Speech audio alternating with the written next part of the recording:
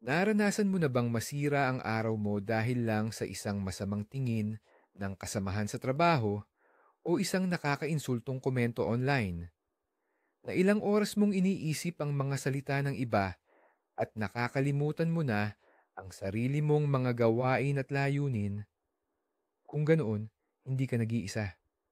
Pero paano kung sabihin ko sa iyo na may paraan para bumuo ng isang mog sa loob mo, isang depensa na hindi kayang pasukin ng kahit anong paghuhusga ng iba? Ngayon, pag-uusapan natin ang isang sinaunang pilosopiya na sa kabila ng paglipas ng panahon ay nananatiling napapanahon. Tuturuan tayo nito kung paano tahimik na magtuon sa sarili at hindi sa sinasabi ng iba. Pag-uusapan natin ang Stoicism at magugulat ka kung gaano kasimple at gaano kapakipakinabang ang mga ideyang ito, lalo na sa ating nagmamadaling digital na mundo. Bago tayo sumisid sa mga praktikal na payo, silipin muna natin saglit ang kasaysayan. Ang Stoicism ay hindi lamang koleksyon ng mga quote na nakikita mo sa internet. Ito ay isang pilosopiyang nagmula sa sinaunang Gresya at umunlad sa Roma. Kabilang sa mga tagasunod nito ay ang aliping si Epictetus, ang tagapayo ng emperador na si Seneca, at maging ang emperador mismo na si Marcus Aurelius. Isipin mo, ang mga taong may magkakaibang posisyon sa lipunan ay naghahanap ng sagot sa iisang tanong: paano ba mamuhay ng maayos at makabuluhan, anuman ang mangyari sa labas? Hindi kayamanan o katanyagan ang hinahanap nila, kundi ang kapayapaan sa kalooban, at natagpuan nila ito. Kaya, simulan natin sa pinakamalaki at marahil pinakamapanlin lang na bitag ng modernong mundo. Sasalubong ito sa atin tuwing umaga sa mismong telepono natin. Pagkagising mo, pagkuha mo ng iyong smartphone at ito na, ang walang katapusang feed ng tagumpay ng ibang tao. Doon, ang dati mong kaklase, bumili na ng pangatlong bahay. Heto naman ang isang fitness vlogger na nagpapakita ng perpektong abs. At heto pa, mga taong hindi mo naman kilala, nag-aalmusal na ang backdrop ay karagatan. Lahat ng ito'y mukhang maliwanag, perpekto, at tila napakadali lang makamit. At ano ang nangyayari sa loob natin sa sandaling ito? Kahit na alam nating magandang larawan lang ito, sa kaibuturan ng ating puso, may sumusulpot na maliit na kirot, isang kirot ng inggit, o kaya'y simpleng malabong pakiramdam na may mali sa buhay natin. Na nahuhuli tayo sa isang di nakikitang karera na hindi man lang natin alam ang mga patakaran. Ito ang tinatawag na bitag ng paghahambing, at ang mga Stoic na nabuhay 2,000 taon na ang nakalipas kahit wala pang social media noon ay lubos ng nauunawaan ang mapanirang kapangyarihan nito. Sasabihin nila na sa mismong sandaling ito, tayo ay gumagawa ng isang matinding pagkakamali, kusa nating kinukuha ang susi ng ating kaligayahan at kapayapaan ng isip at ibinibigay ito sa kamay ng ibang tao. Hinahayaan natin ang kanilang pinagandang realidad na maging basehan ng ating sariling halaga. Ikinukumpara natin ang ating mga likod-tabing na buhay sa ingranding pagpapakita ng iba. At ito ay isang laro na imposibleng manalo. Ngayon, narito ang pangunahing ideya ng Stoicism na makakapag-ahon sa iyo mula sa patibong na ito, minsan at magpakailanman. Ito ay isang kaisipan na sa unang tingin ay tila napakasimple, pero may taglay itong napakalaking lakas. Iminungkahi ng mga Stoic na hatiin ang lahat ng bagay sa mundo sa dalawang kategorya: ang mga bagay na kaya nating kontrolin at ang mga bagay na wala tayong kontrol. Pag-usapan natin ito sa isang simpleng halimbawa. Isipin mo, nahuhuli ka na sa isang mahalagang pulong at naipit ka sa matinding trapik. Habang lumilipas ang oras, unti-unting kumukulo ang galit sa loob mo. Nagsisimula kang magbusina ng paulit-ulit, magreklamo sa ibang driver, at sisihin ang mga namamahala sa kalsada. Pamilyar ba sa iyo ang sitwasyon na ito? Ngayon, tingnan natin ito mula sa pananaw ng isang stoic. Ano sa sitwasyong ito ang nasa ilalim ng iyong kontrol? Maaari mo bang sa lakas ng isip piliting umandar ang mga sasakyan? Hindi. Maaari mo bang baguhin ang katotohanan na huli ka na? Hindi rin. Ito ay mga panlabas na pangyayari. Wala ka nang magagawa sa mga ito. Ngunit ano ang kaya mong kontrolin? Ang iyong reaksyon, ang iyong saloobin. Maaari mong gugulin ang 20 minutong iyon sa walang kwentang galit na sisira lamang sa natitirang bahagi ng iyong araw at magpapataas ng iyong presyon. O kaya, huminga ka ng malalim, tanggapin ang sitwasyon, ipaalam na huli ka na, at magpatugtog ng isang kawili-wiling podcast o kaya makinig sa paborito mong musika. Hindi nawala ang trapik, ngunit ang iyong panloob na mundo ay lubos na nagbago. Dito nakasalalay ang buong salamangka ng simpleng paghihiwalay na ito. Kaya, ano nga ba talaga ang nasa kapangyarihan natin kung ni isang sasakyan ay hindi natin kayang igalaw? Ang mga stoic ay nagbigay ng isang sagot na direkta at buo. Tatlong bagay lang ang lubos na nasa ating kapangyarihan. Tandaan ang mga ito: ang ating mga paghuhusga, ang ating mga hangarin, at ang ating mga kilos. Talakayin natin, ang ating mga paghuhusga ay hindi lang basta mga ideyang dumadaan sa ating isip. Ito ang kwento na ikinukwento natin sa ating sarili tungkol sa nangyayari. Ang traffic ba ay isang catastrophe o simpleng pagkaantala lang? Ang puna ba ng amo ay katapusan ng karera or feedback para sa paglago? Tayo mismo ang pumipili kung paano natin bibigyan ng kahulugan ang isang pangyayari. Ang ating mga hangarin ay ang pinipili nating gustuhin. Maaari tayong magnasa ng kayamanan, katanyagan, pagmamahal ng ibang tao, lahat ng mga bagay na wala sa ating kontrol, o maaari tayong maghangad na maging tapat, matapang, makatarungan, ibig sabihin, ang pagbutihin ang ating karakter. Ang pagpiling ito ay ganap ding atin. At sa wakas, ang ating mga kilos, ang mga sinasabi at ginagawa natin bawat minuto. Paano tayo tumutugon sa kawalang galang? Tumutulong ba tayo sa nangangailangan? Ito ay direktang pagpapakita ng ating kalooban, mga paghuhusga, hangarin, kilos. Yan lang. Ito ang ating maliit na kaharian kung saan tayo ang ganap na pinuno. Lahat ng iba pa ay nasa labas nito. Ano naman ang wala sa ating kontrol? Sa totoo lang, halos lahat na ng iba. Ang panahon sa labas ng bintana, ang sitwasyon ng ekonomiya, maging ang ating kalusugan na pwedeng bumigay o magkaproblema anumang sandali. Lahat ng nangyari na sa nakaraan, hindi na rin yan mababago. At ang pinakamahalaga, ang pinakamasakit para sa karamihan sa atin ay ang mga opinyon, salita at gawa ng ibang tao. Maging tapat tayo. Malaking bahagi ng ating lakas ang ating ibinubuhos dito. Sinisikap nating magustuhan ng mga taong wala namang pakialam sa atin. Sinusubukan nating kumbinsihin ang mga ayaw makinig. Nag-aalala tayo sa kritisismo ng taong hindi naman natin iginagalang. Ang piliting kontrolin ang mga bagay na ito ay parang sumisigaw ka para lang mapatigil ang ulan. Maaari kang sumigaw sa langit, magalit sa mga ulap, pero ang tanging mangyayari lang ay mababasa ka at mawawala ng boses. Ayon sa mga stoic, ang gugulin ng buhay mo sa pakikipaglaban sa mga bagay na hindi mo kontrolado ay ang pinakamabilis at siguradong daan patungo sa pagkabigo at pagkabalisa. Sinusunog mo lang ang pinakamahalaga mong yaman ng walang kabuluhan. Pag-usapan natin ang isa sa mga tunay na epidemya ng ating panahon, ang pagkaalipin sa opinyon ng iba. Nabubuhay tayo sa isang kultura na laging naghahanap ng likes, pag-apruba, at walang tigil na paghuhusga. Mula pagkabata, tinuruan na tayo ng tanong na, Ano na lang ang sasabihin ng mga tao?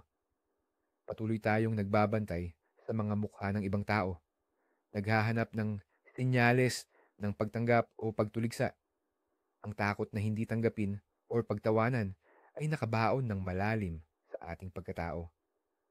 Maingat tayong pumipili ng litrato sa social media para lang magmukhang mas matagumpay.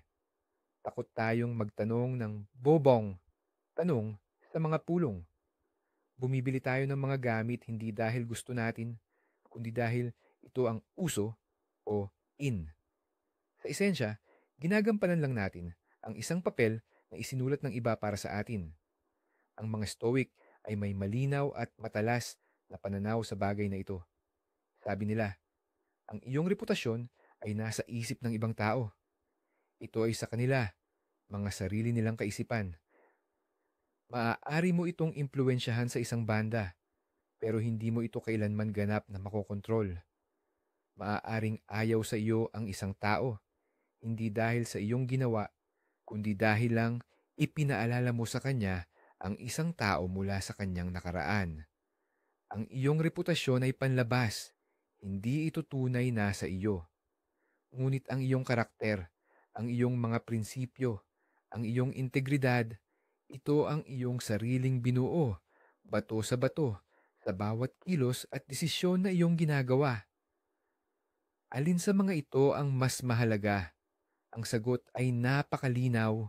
Narito ang isang epektibo at praktikal na paraan para makawala sa kapit ng takot na ito. Mag-focus sa iyong mga ginagawa, hindi sa kung paano ito tatanggapin o huhusgahan ng iba. Ilipat ang iyong focus mula sa resulta patungo sa proseso. Isipin ng isang mahusay na manggagawa. Halimbawa, isang karpintero.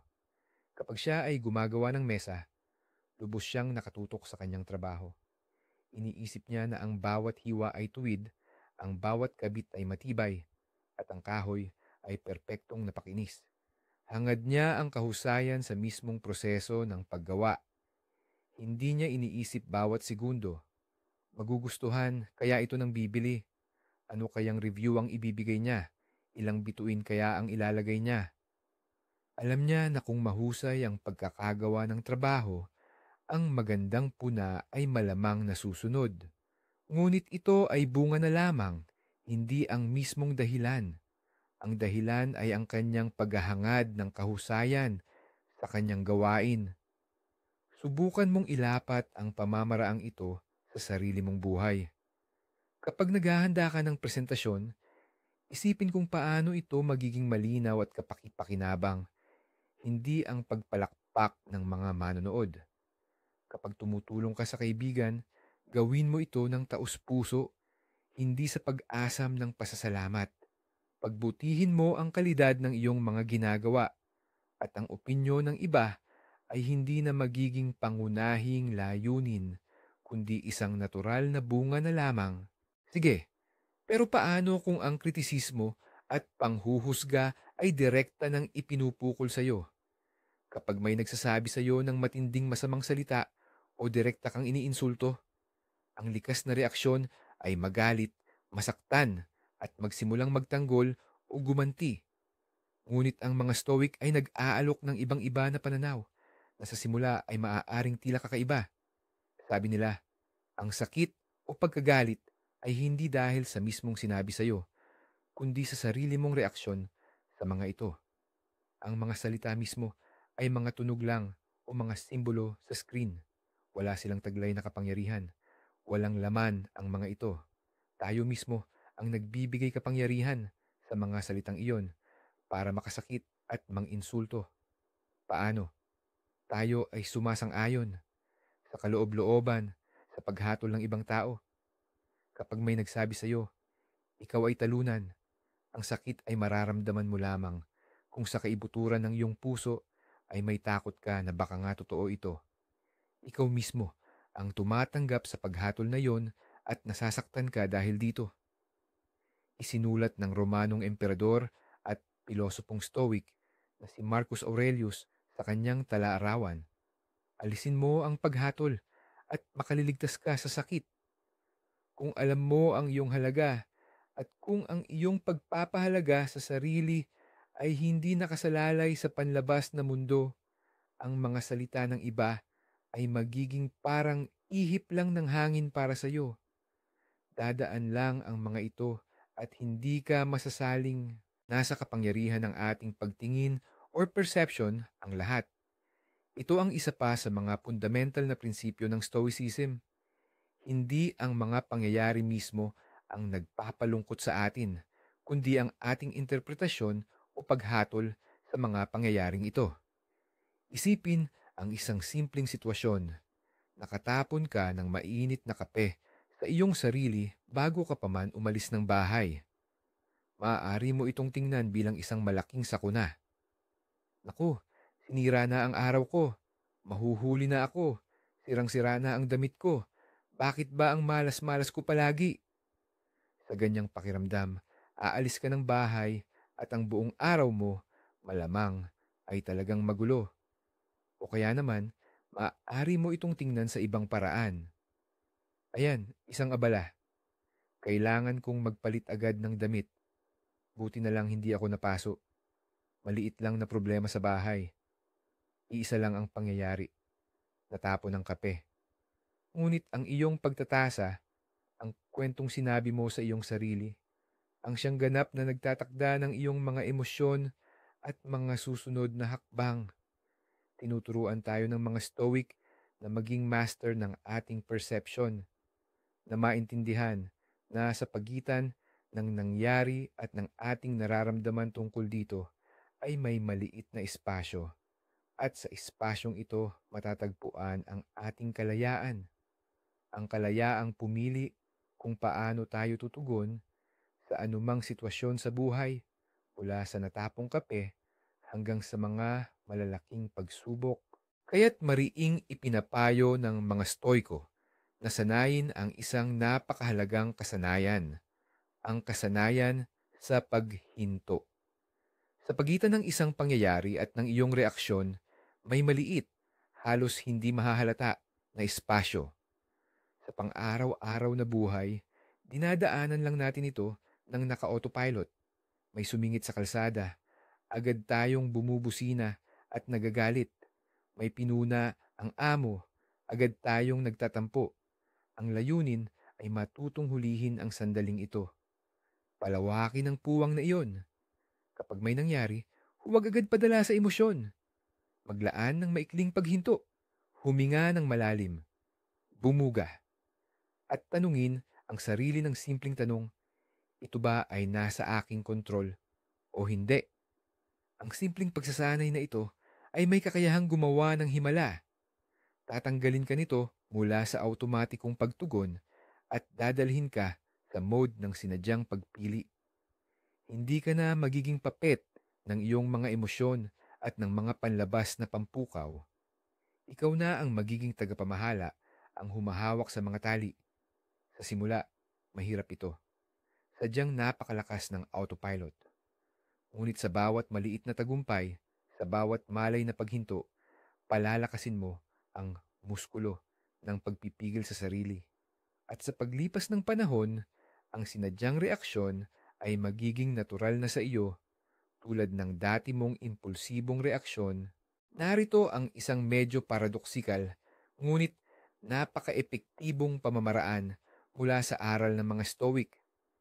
Tinatawag itong pagmumuni-muni sa kasamaan o sa madaling salita, negatibong biswalisasyon. Medyo nakakatakot pakinggan, ngunit sa katunayan, ito ay isang makapangyarihang kasangkapan para makamit ang kapayapaan at pasasalamat. Ang pangunahing ideya ay ito. Paminsan-minsan, isipin na pwede mong mawala ang mga bagay na pinahahalagahan mo. Hindi ito para manghina ang loob mo o labis na mag-alala. Ang layunin ay kabaligtaran. Isipin mo sandali na wala kang trabaho o kaya nagkaaway kayo ng isang mahal sa buhay o kaya naman nasira ang luma mong laptop na matagal mo nang kasama. Ano ang mangyayari matapos ang ganoong pagsasanay? Kapag bumalik ka sa realidad, sisimulan mong tingnan ang lahat ng bagay na ito sa ibang pananaw. Ang trabahong dati, tila isang rutina, ngayon ay itinuturing mo ng pinagmumulan ng seguridad at stabilidad. Ang mahal sa buhay na ang presensya ay nakasanayan na, ay nakikita mo na ngayong isang napakahalagang biyaya.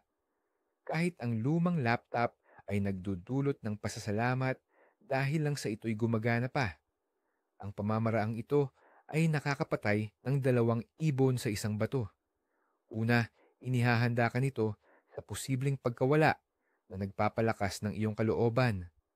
Pangalawa, at mas mahalaga pa, tinuturuan ka nitong pahalagahan ang mga bagay na mayroon ka sa kasalukuyan at hindi mo ito ipagwalang bahala. Ang lahat ng ito, ang pagkilala sa mga bagay na kontrolado mo at hindi, ang paghubog ng iyong pananaw at ang negatibong biswalisasyon ay nakakatulong upang maitayo ang tinatawag ng mga Stoic na panloob na muog. Isipin mo ang isang kuta noong panahong medieval na may matataas na pader at malalim na kanal. Sa labas, maaaring nagngangalit ang digmaan at kinukubkob ng mga kaaway ang lungsod. Ngunit sa loob ng muog, ligtas at payapa ka. Ang iyong panloob na muog ay ang iyong mental na kanlungan. Ito ang kalagayan ng isip na maaari mong balikan anumang oras upang makahanap ng kapayapaan. Kahit na sa labas ng mundo ay nagahari ang matinding kaguluhan. Natanggal ka sa trabaho, isang bagyo, yan sa labas. Ngunit sa loob ng muog, maaari mong pag-isipan ng kalmado at rasyonal kung ano ang susunod mong gagawin. May nagtaksil sa iyo? Sa labas, puro sakit at pagkabigo. Ngunit sa loob, pinapanatili mo ang iyong dignidad at nagpapasya kung paano mamuhay sa kaalamang iyon. Walang sino mang makakaagaw sa iyo ng muog na ito. Hindi ito kayang sirain mula sa labas. Ikaw mismo ang nagtatayo nito. Gamit ang iyong mga saloobin, ang iyong mga reaksyon, at ang iyong mga pagpapahalaga.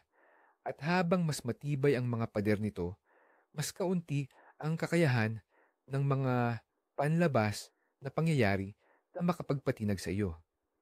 Hindi ka na magiging isang marupok na bangka na hinihila kung saan-saan ang bawat alon ng opinyon ng iba o ng mga masasamang pangyayari. Ikaw ay nagiging isang parola na matatag na nakatayo sa gitna ng anumang bagyo. At ngayon, pag-isipan natin ang pinakamahalaga at hindi na mababawing yaman na mayroon ka. Ito ay hindi pera. Maaari mo itong kitain muli. Hindi rin ito mga gamit. Maaari mo itong bilhin. Ito ang iyong oras. Bawat segundo na lumilipas ay nawawala ng tuluyan at hindi na maibabalik.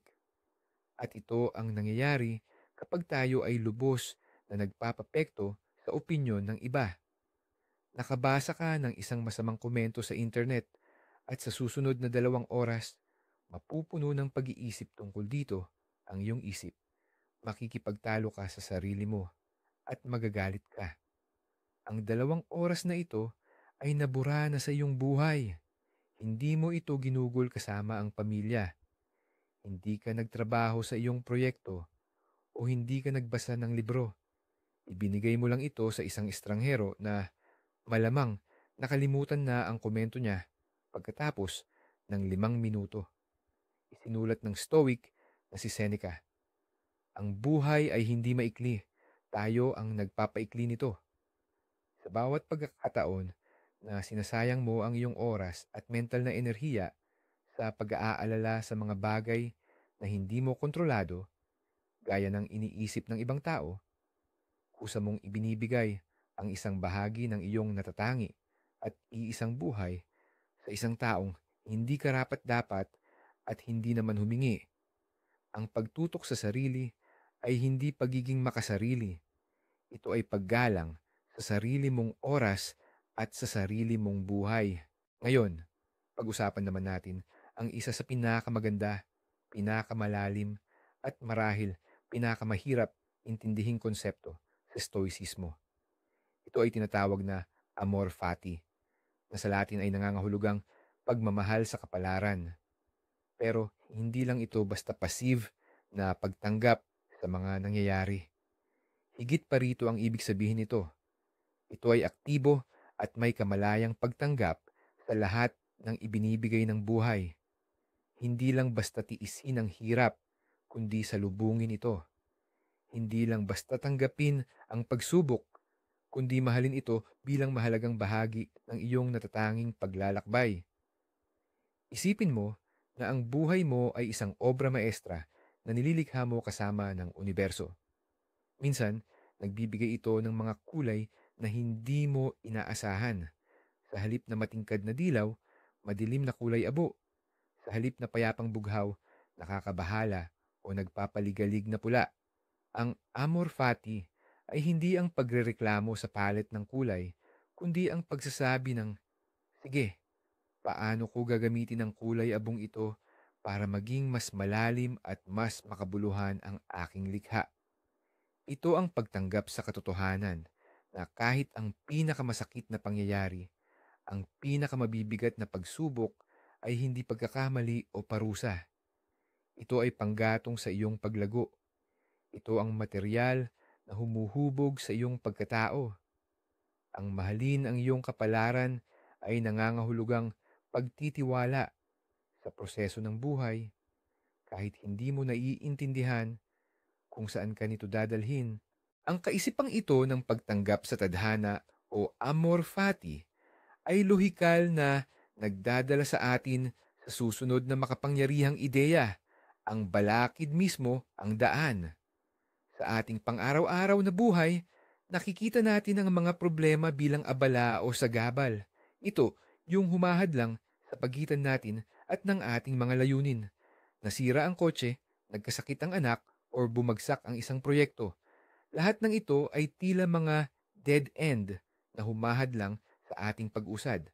Ngunit ang stoicismo ay nag-aalok ng pananaw na baliktarin ito ng 180 grado. Sinasabi nito, ang problema mismo, ang balakid mismo, iyon ang iyong bagong daan. Hindi ito ang humahadlang sa pagkilos, kundi ang nagiging mismong pagkilos. Binigyan ka ba ng isang mahirap na proyekto sa trabaho na tinanggihan ng iba? Mahusay. Hindi ito balakid, kundi isang natatanging pagkakataon upang ipakita ang iyong pagiging malikhain, pagtitiyaga, at matuto ng bagong bagay. Na-stranded ka sa airport dahil sa pagkansela ng flight? Napakaganda. Ito ay pagkakataon para magsanay ng pasensya, makahanap ng hindi pangkaraniwang solusyon, o simpleng magbasa ng libro na matagal mo nang gustong basahin pero walang oras. Anumang pagsubok ay isang training ground para sa isang partikular na muscle ng iyong pagkatao. Ang kawalang katarungan ay nagpapatalas ng iyong pagpipigil sa sarili.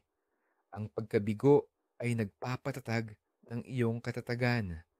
Ang pagtatalo ay nagpapahusay ng iyong kakayahang makiramay. Kapag sinimulan mong tingnan ang mga problema mula sa ganitong anggulo, titigil sila sa pagiging nakakatakot. Nagiging mga pagkakataon sila para mas maintindihan. Bigyan natin ng halimbawa. Isipin mo ang isang atleta bago ang isang mahalagang kompetisyon. Kung ang buong pagtuon niya ay ang gintong medalya lamang, patuloy siyang makakaramdam ng matinding tensyon at kaba. Ang bawat iniisip niya ay nakasentro sa resulta na hindi naman niya ganap na kontrolado. Paano kung mas malakas ang kalaban? Paano kung magkamali ang hurado? Ito ang direktang daan patungo sa pagkabalisa at takot na pumipigil sa kanya para magbigay ng kanyang pinakamahusay na performance. Ngunit ang mga stoic naman ay nagtuturo na ilipat ang ating focus. Hindi mo man makontrol ang panalo, ngunit kayang-kaya mong kontrolin ang kalidad ng iyong paghahanda. Makokontrol mo ang iyong konsentrasyon sa bawat galaw. Makokontrol mo rin ang iyong pagsisikap na ibigay ang lahat ng iyong makakaya. At kapag ginawa mo ang pagbabagong ito, isang kahangahangang bagay ang mangyayari.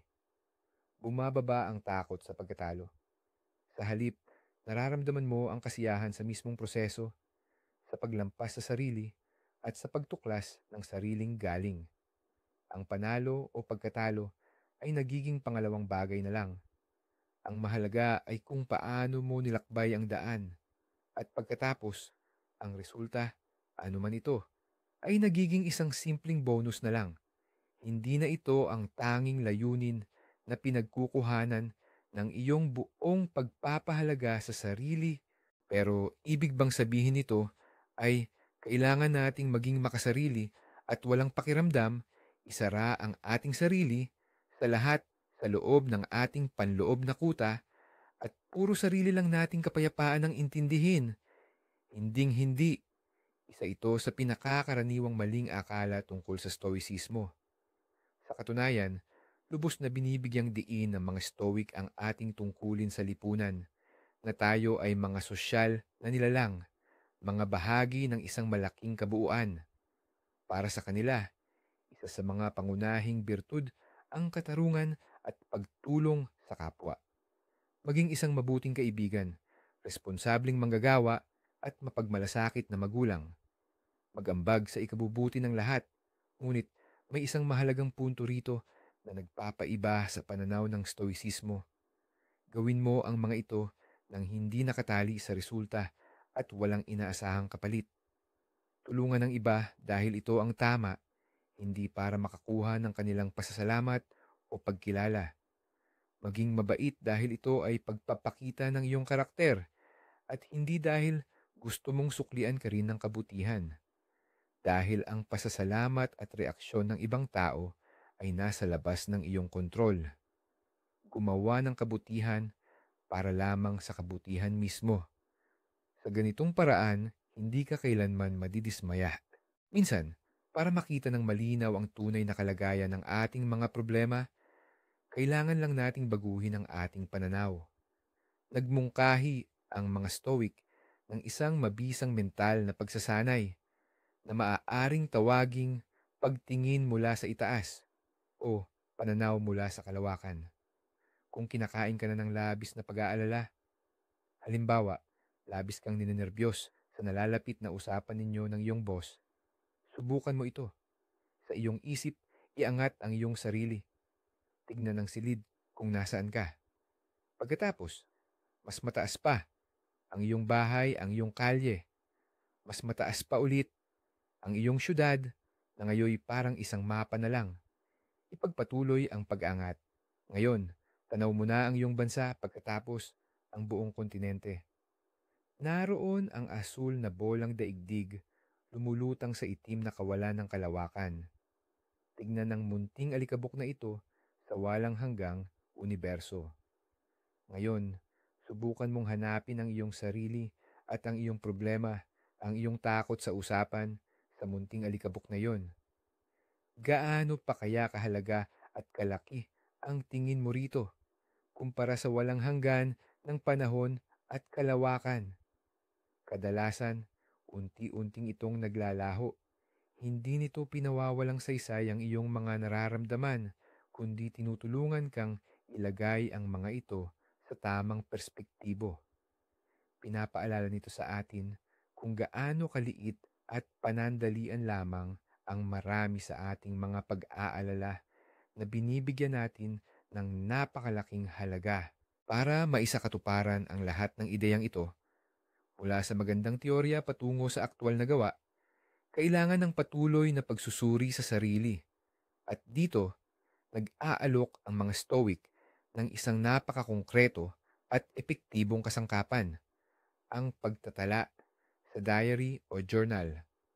Pero hindi ito ang uri ng diary kung saan mo lang isusulat ang mga pangyayari sa araw mo.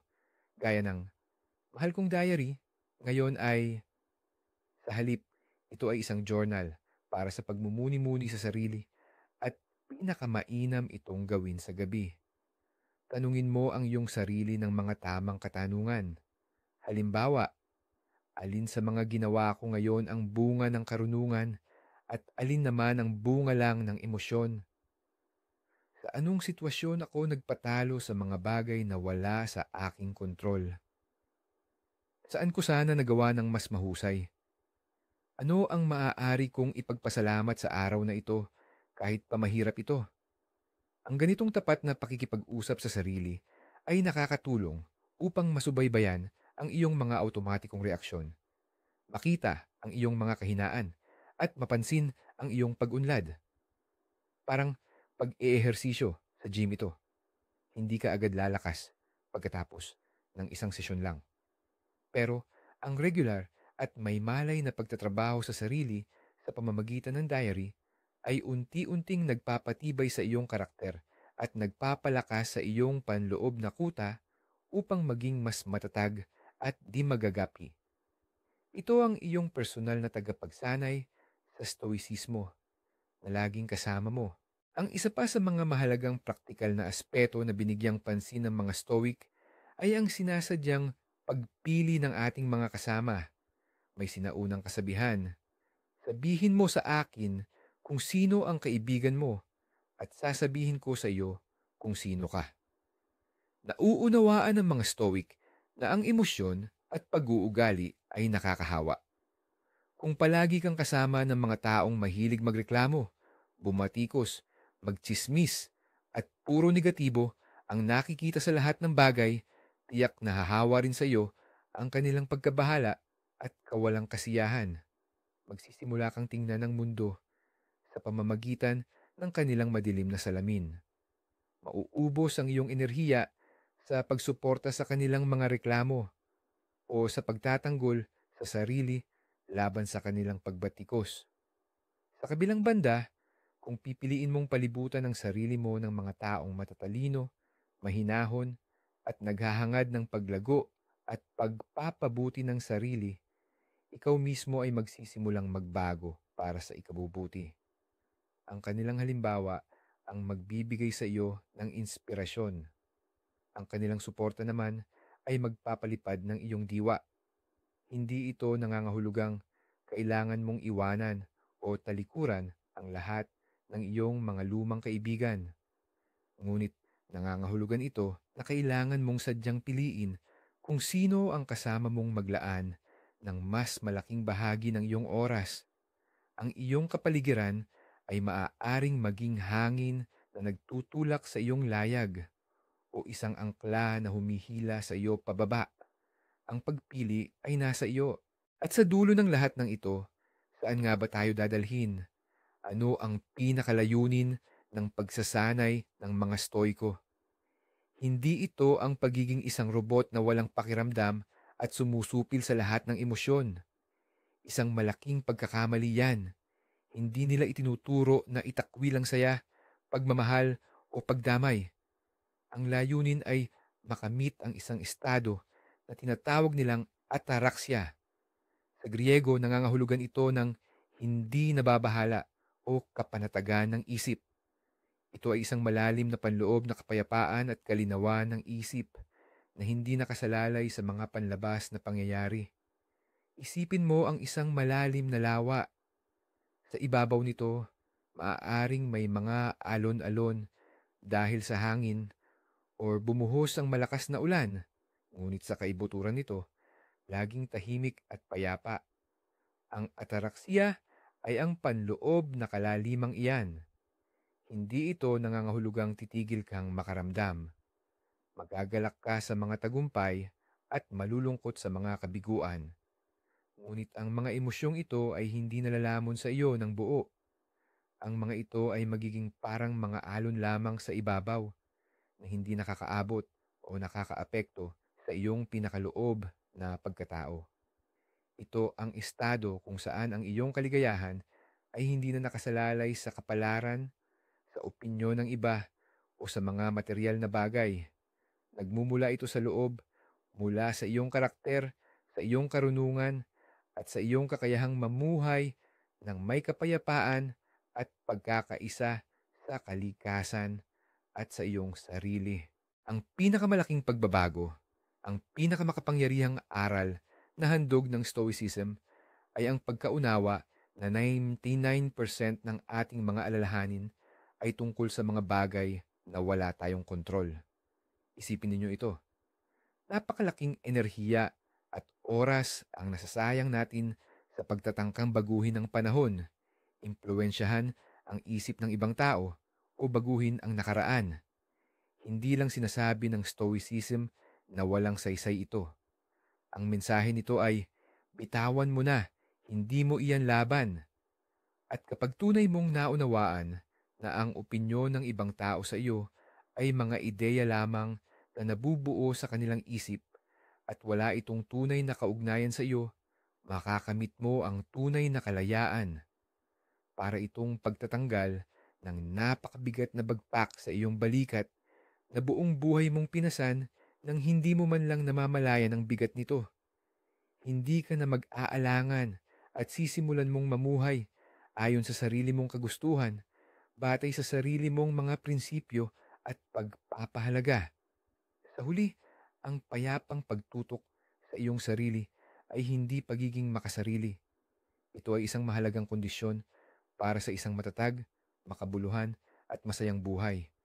Ibig sabihin nito, kailangan mong akuin ang responsibilidad sa iyong panloob na mundo at huwag itong gawing bihag ng labas na mundo. Salamat sa pagtapos ninyo ng panunood sa video na ito.